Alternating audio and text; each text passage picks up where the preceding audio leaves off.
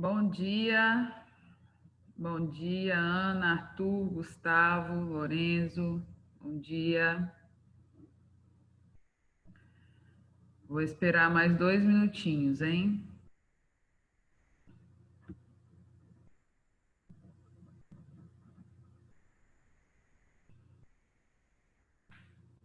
Tá todo mundo me ouvindo bem?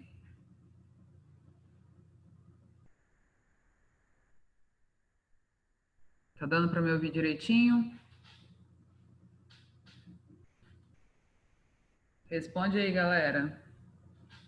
Bonita, eu não fico nesse trem, não. Já desisti, tá? Que eu passei uma maquiagem aqui, já arrumei tudo, mas a gente fica tão diferente nesse negócio. Tá dando para me ouvir bem?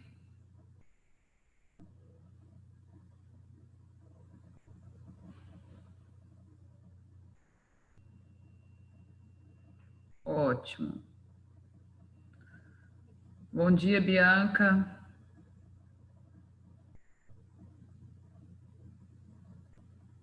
Deixa eu ver vocês, gente. Coloca a carinha de vocês aí para eu conseguir matar um pouquinho da saudade, credo. Fica só esses nomes na minha frente. Vamos adiantando aí nossa vida, abrindo material na página 18.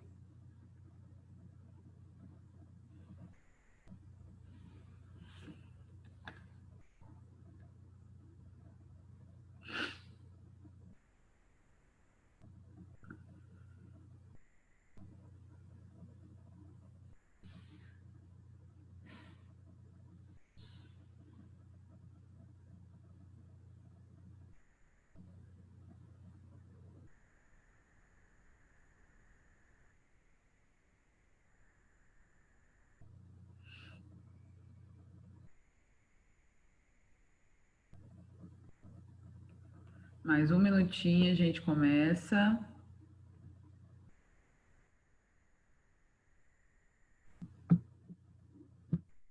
Bom dia, Caio. Bom dia, Flávia, Gustavo.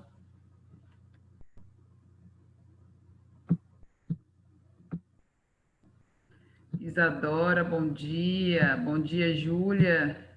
Júlia Piana. Lorenzo.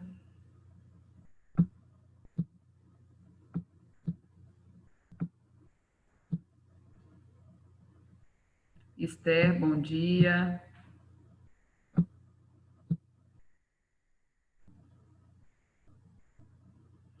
Ninguém vai deixar eu ver a carinha, né? Vocês são complicados. Eu morrendo de saudade, Pedro. Tudo bom, Pedro? Bom Tudo dia. bom, tia? Tudo jóia. Bom dia.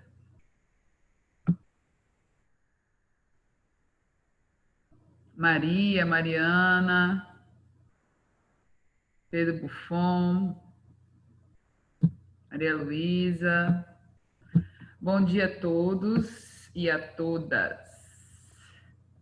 Queridos, vamos começar esse dia, né? Lembrando que ontem foi o dia da Terra, ontem foi o dia da chegada dos portugueses ao Brasil, 22 de abril. Hoje é dia de São Jorge, hoje é aniversário da Isadora Scandian também. Parabéns, Isadora. Muita luz, muita saúde, muita paz, tudo de bom para você, viu? Sinta-se abraçada. Na verdade, eu queria muito abraçar todo mundo hoje. Estou com vontade de abraço, mas não pode, né? Acabei de tirar minha máscara aqui para falar com vocês, porque já fico feia nesse negócio. Com máscara, pior ainda. Pedro Nunes, bom dia também. Todos os Pedros que entraram agora. Queridos, nós vamos começar a nossa aula recordando onde paramos na aula passada, ok? Deixa eu tentar aqui passar para vocês o material que paramos na aula passada. Vocês estão conseguindo ver?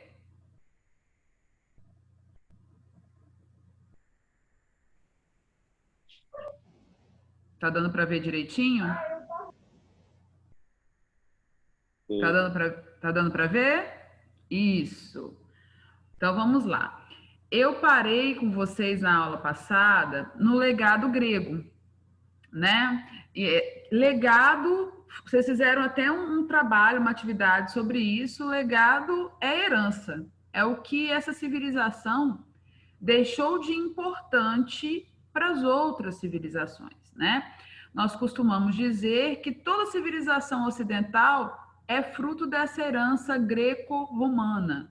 Como nós vamos falar de Roma hoje, né? Eu vou começar a lembrar desse legado, porque boa parte daquilo que nós guardamos como legado, herança ocidental, é a mistura do que os gregos deixaram e do que os romanos deixaram. A última fase da história grega nós chamamos de período helenístico. Foi aí que nós paramos, né? É o período da decadência da civilização grega após a invasão romana, né? E aí há a junção da cultura grega com a cultura romana, por isso greco-romana. Nós paramos aqui nessas heranças, né? Falamos do teatro, da formação teatral, da comédia, da tragédia. Outra herança extremamente significativa é a filosofia. Quem acompanha as últimas provas do Enem sabe que em humanas a filosofia tem vindo com mais força. Então, quando você for construir seus estudos filosóficos, busca montar uma linha do tempo, como nós buscamos montar em história, né? Filosofia na antiguidade, filosofia medieval, e a raiz da filosofia está onde? Está na Grécia, né?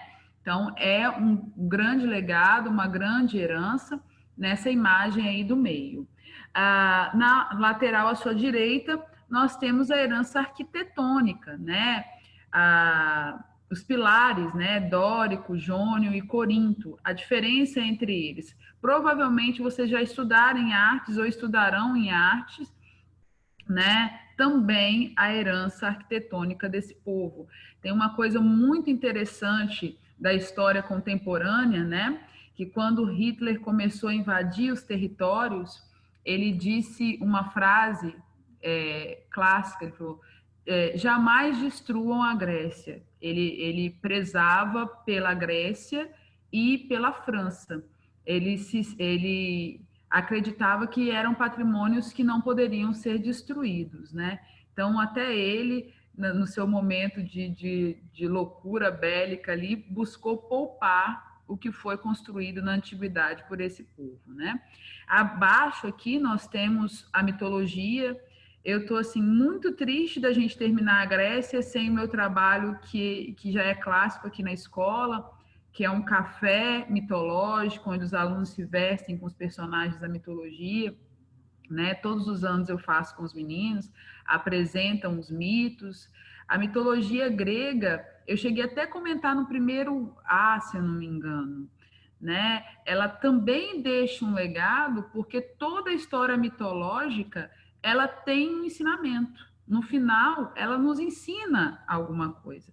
E os deuses gregos, eles são muito próximos de nós, porque eles conseguem trazer até nós as nossas imperfeições também, né?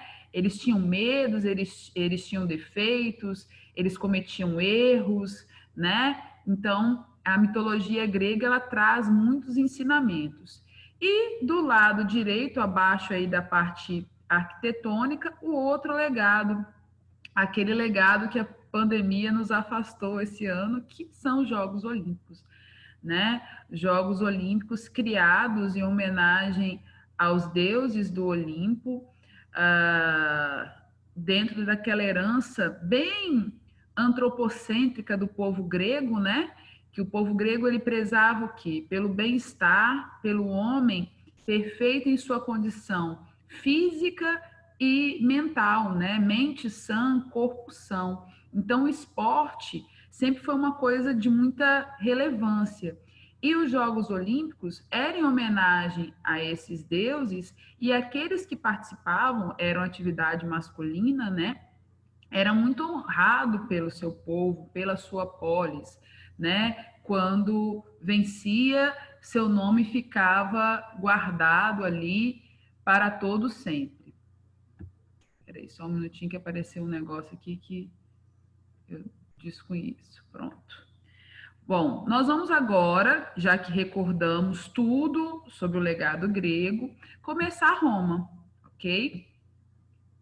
Roma é a nossa última civilização da antiguidade.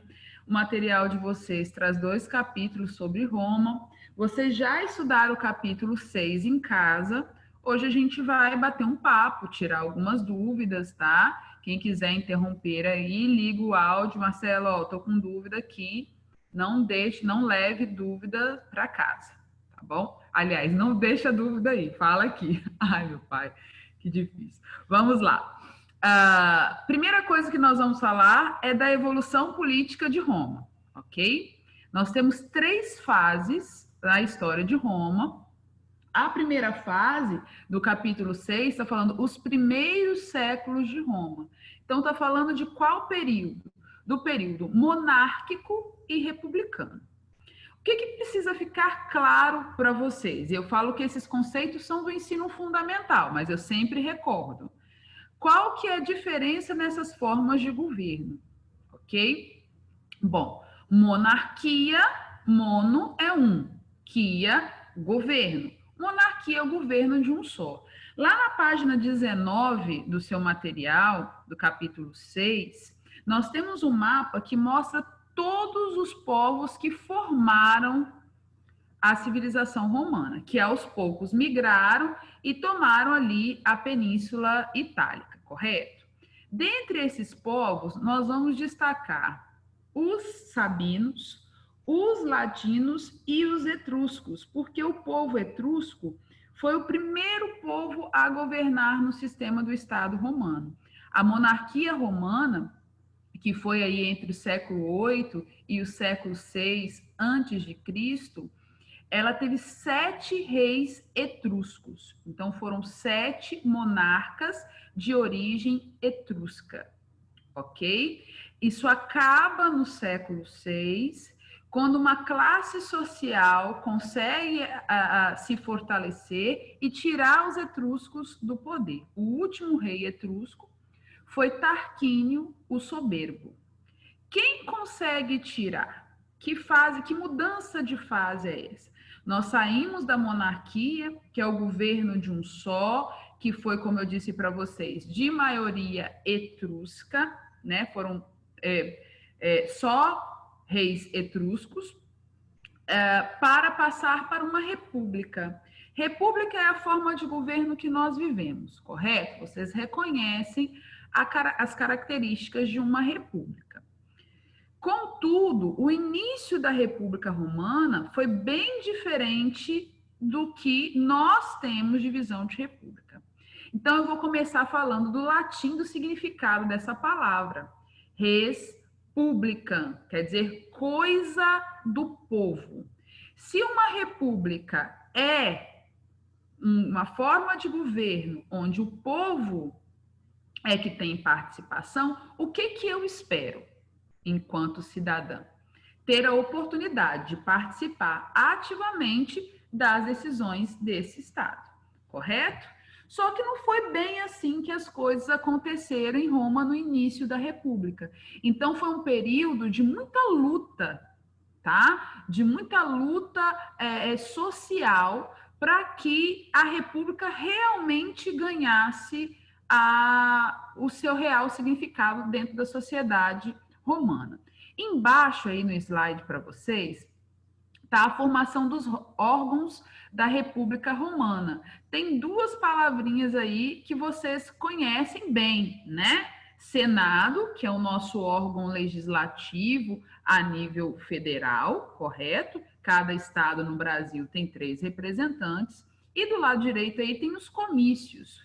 Comício é uma palavra que vocês têm aí 15 anos, né? 14, 15 anos. Talvez seja uma palavra que não é tão comum à geração de vocês, mas a geração dos pais de vocês, os pais que estão aí ouvindo, assistindo, vão lembrar que comício era um momento na época da campanha política que o candidato ia expor o seu programa de governo em praça pública. Durante séculos foi assim, né? No Brasil, isso mudou nos últimos 12 anos. Isso tem uma explicação, né? Comício também é uma assembleia, né? É um lugar ali onde a pessoa vai falar, as outras vão ouvir e aí vão dar opinião. Ah, eu acho que ele pensa certo assim, eu acho que ele pensa errado ali. No Brasil, isso foi mudando.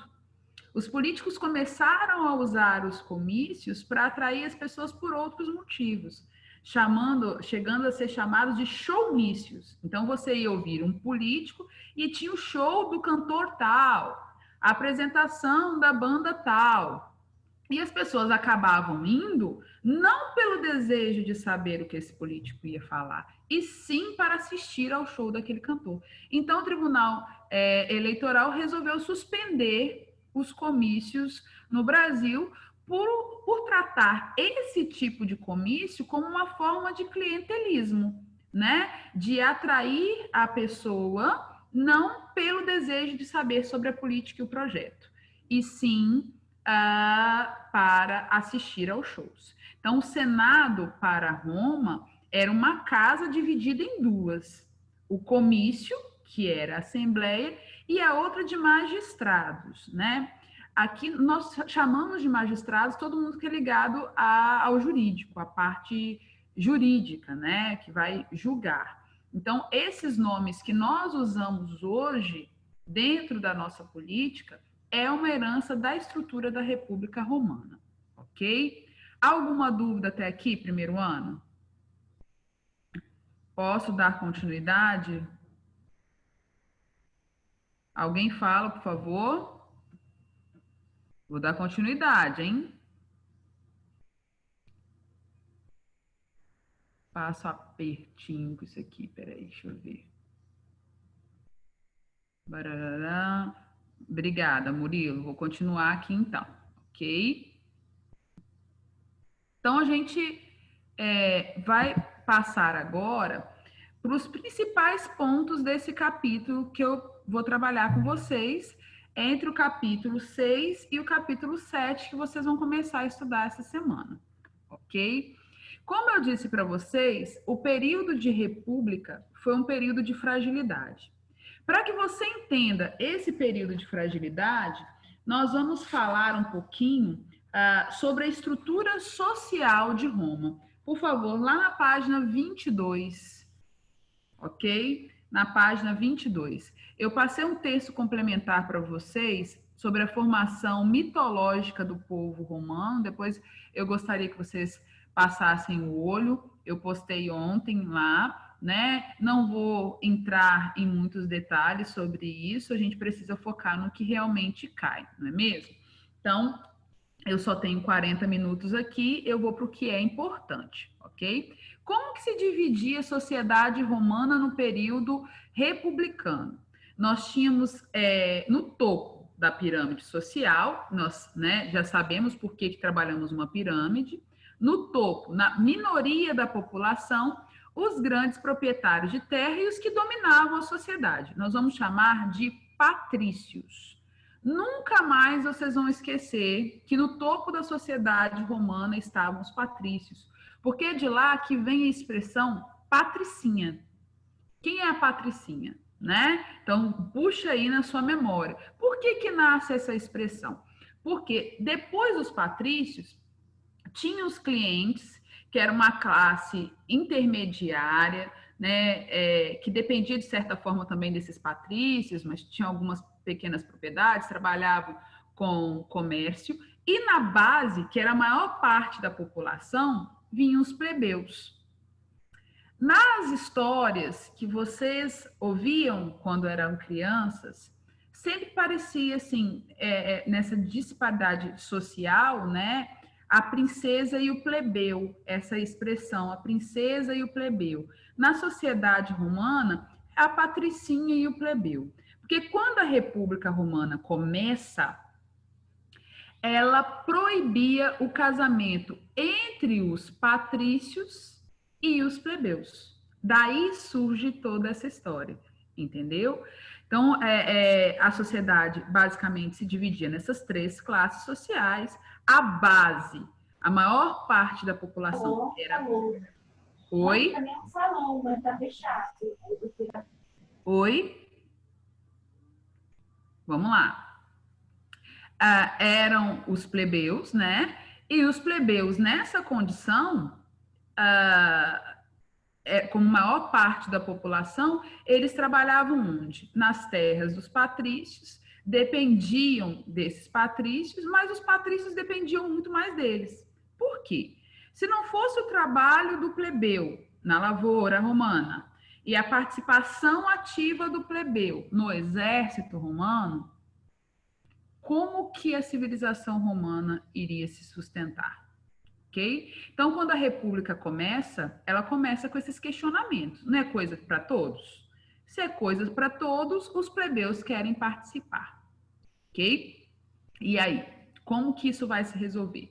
Primeira coisa, não existia em Roma uma constituição, um livro de leis. O direito lá era consuetudinário. Eu já usei essa expressão em sala de aula com vocês, vou recordar agora. Que são leis consuetudinárias? São leis tradicionais, passadas de pai para filho. São questões que não eram registradas, não existia um livro registrado. Eu costumo brincar com os meus alunos assim que conselho consuetudinário são aquelas regras que a sua mãe estabelece em casa que não está escrito na Constituição. É isso aí, consuetudinário, né? Não está escrito em lugar nenhum. Então, como não estava escrito, ela variava e acabava não sendo justa com todos os membros das classes sociais, ok? E é aí que os plebeus começam a lutar por esses direitos. Então, o período republicano é um período de fragilidade e é um período de luta. Quem vai dar início a essa luta? Os plebeus. Os plebeus vão protagonizar, no período republicano da história romana, a primeira grande greve. Na hora que os patrícios mais precisavam da participação na lavoura dos plebeus e também no exército, os plebeus resolvem fazer uma manifestação, saírem da cidade, subir um monte e ficar lá em greve.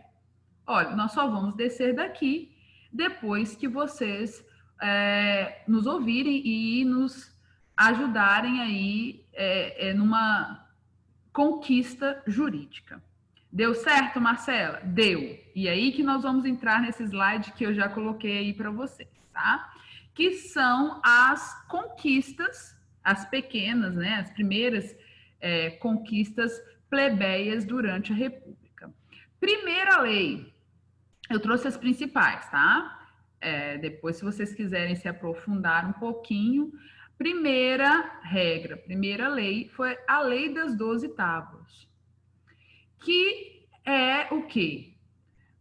O direito de registrar as leis. Então, a partir disso, olha, nós vamos parar a greve, mas nós queremos, a partir de agora, todas as leis registradas. O Senado vai debater, nós vamos registrar essas leis. Nasce aí a Constituição Romana, ok?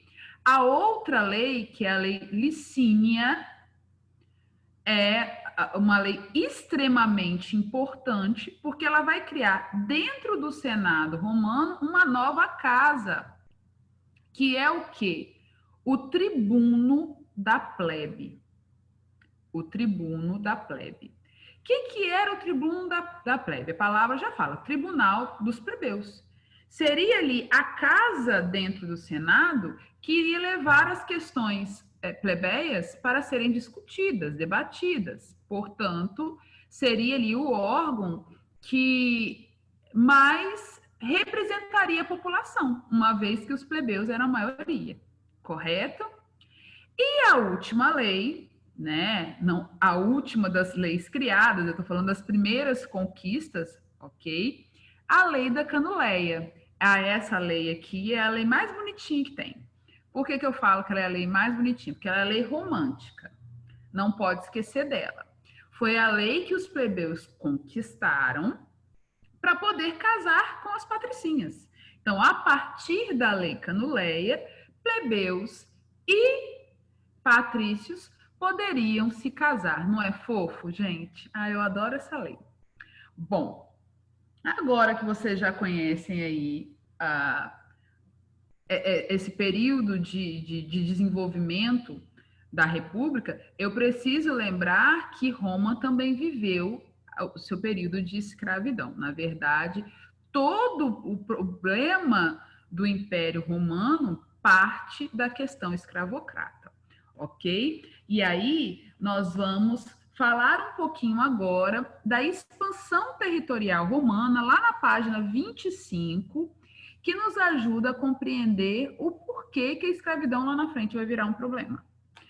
Quando que começa essa expansão territorial? Olha só, eu falo com vocês sobre o Mar Mediterrâneo desde as primeiras semanas de aula, né? Depois que nós terminamos ali pré-história, eu falei do Mar Mediterrâneo com vocês. Falamos primeiro do Mar Mediterrâneo lá no Egito, depois passamos, quando falamos nos fenícios, de forma mais profunda, porque o povo fenício foi o primeiro povo na antiguidade que explorou bastante o Mar Mediterrâneo.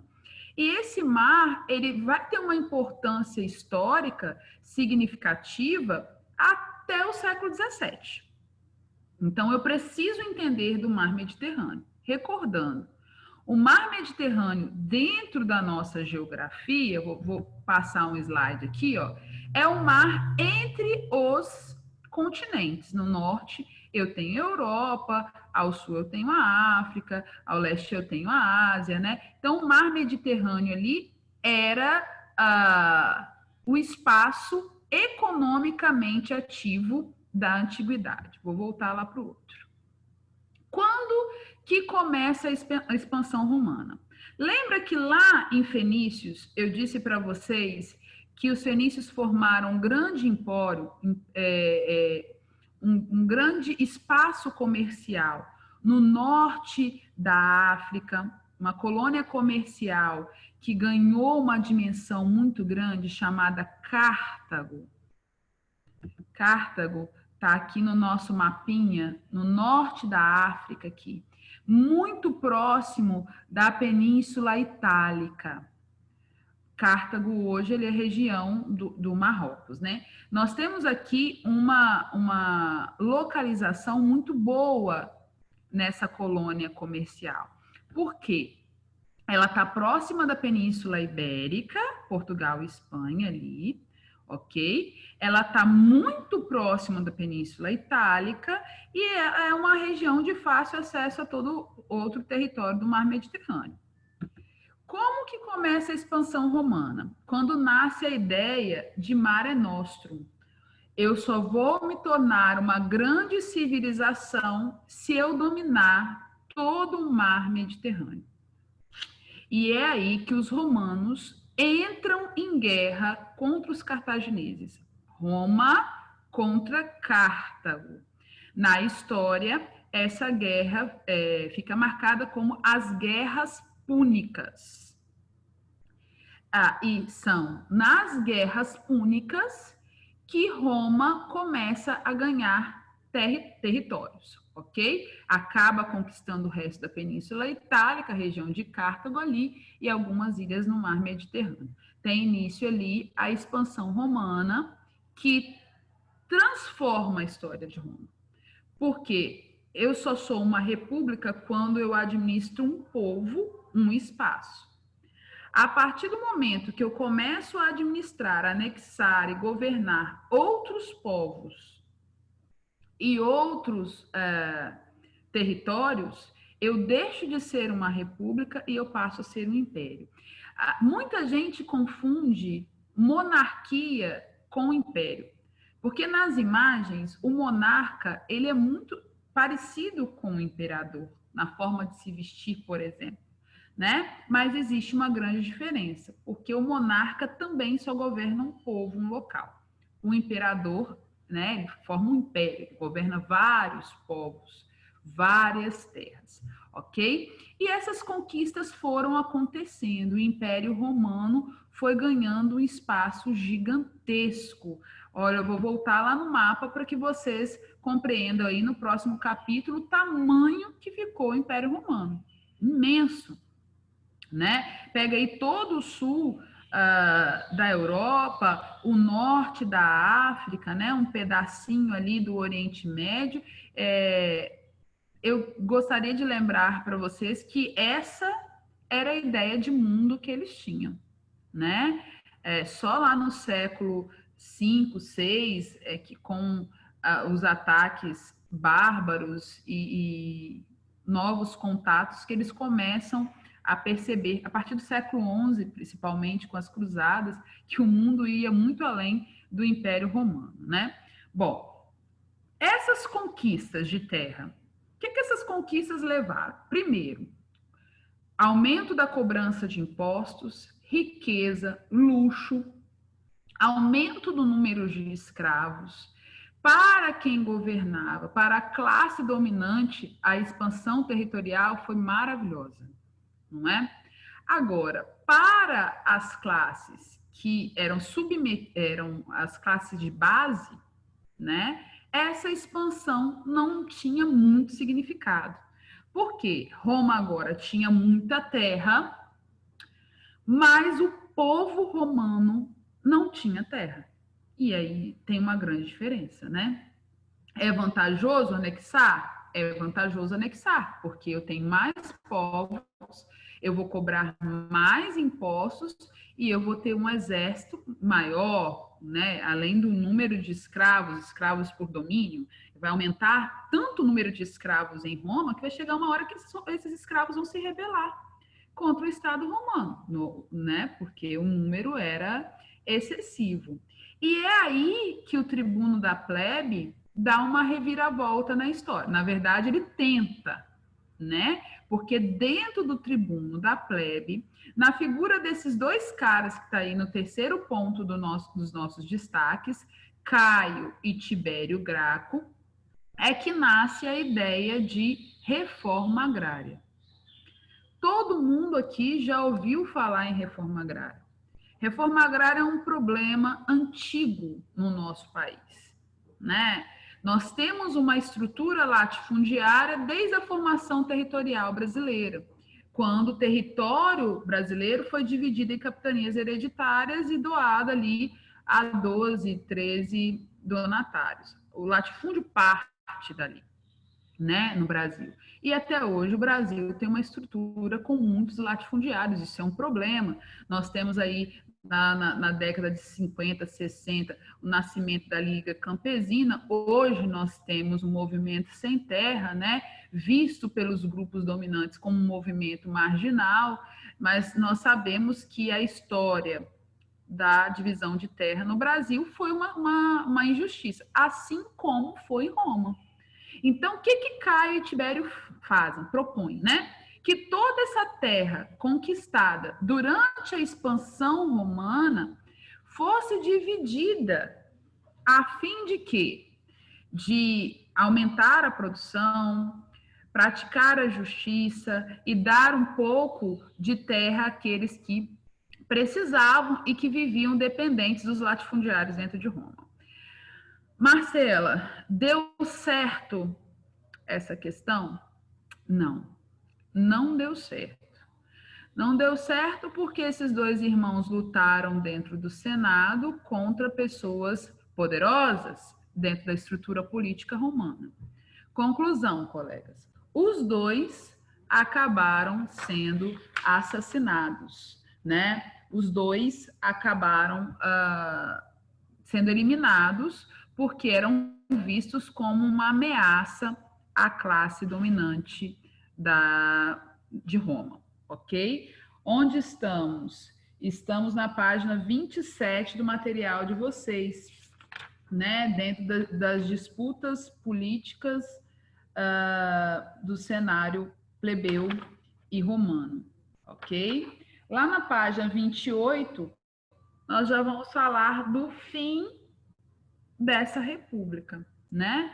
Quando foi tomando a proporção que vocês viram no mapa, já não existia mais uma república, né? No significado da palavra, a república não existia mais, porque era um território muito grande a ser administrado. E isso, se não modificasse essa estrutura, acabaria trazendo outros problemas, né? Nós vamos, nesse momento, falar o quê? Da transição da República para o Império, na figura de Otávio Augusto, né? Que é ali o primeiro grande imperador. Na época que eu estudava, na época que os pais de vocês estudavam, né? Uma coisa bem positivista, assim, nós tínhamos que decorar todos os imperadores, né? Nós não vamos partir disso. Não é nem correto hoje, né? Partir disso. Nós vamos partir dos principais pontos. Então, o que eu vou fazer com vocês?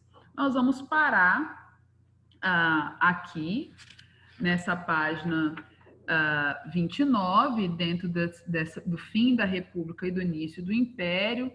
Na próxima aula, ok? Na próxima quinta-feira, nós já entraremos no capítulo 7, onde falaremos só do Império Romano e suas características, ok?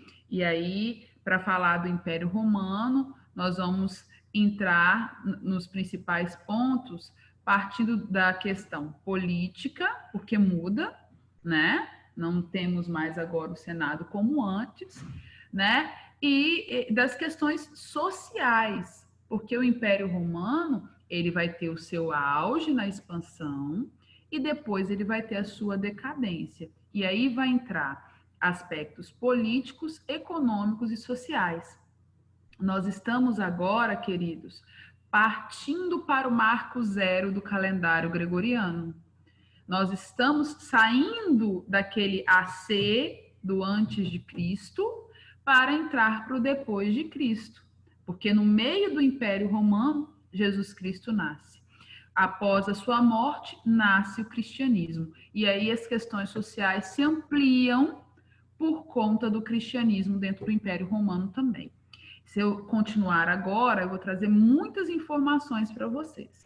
Qual é a orientação? Vamos ler o capítulo 7, vamos grifar o capítulo 7, lembrando, da mesma forma que eu faço na sala de aula, você vai focar ali nas expectativas de aprendizagem antes de começar a ler, ok? Antes de começar a ler.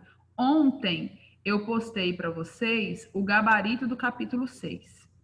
Vocês vão corrigir, tá? O capítulo todo, e aí vão começar a ler o capítulo 7, focando nas expectativas de aprendizagem, ok? Ok? Alguma dúvida aqui? Vamos? Agora eu quero ouvir vocês. Alguma dúvida? Ai, meu pai, como é que faz para eu abrir esse trem aqui de novo? Aqui, em cima. Barararara. Quero saber de vocês agora das dúvidas. Vamos lá.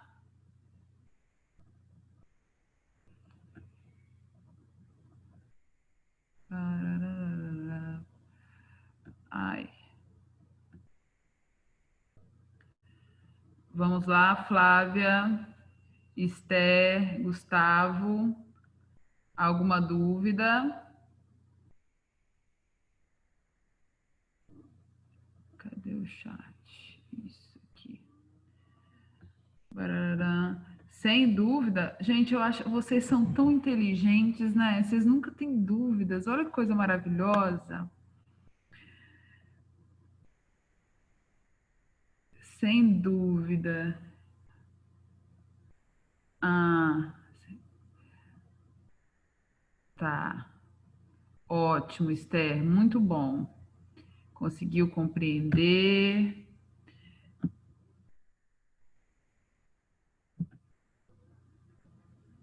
Mais alguém quer falar alguma coisa? Temos aí 1 minuto, daqui a pouco vai cair esse negócio.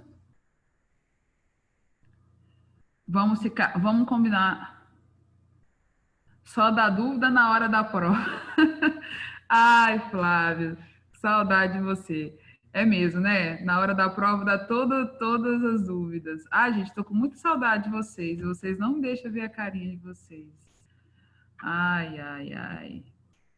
Queridos, até quinta-feira que vem, tá? Tô morrendo de saudade. Vou ser bem sincera, eu não imaginava que eu ia sentir tanta saudade assim, vontade de amassar vocês, tá?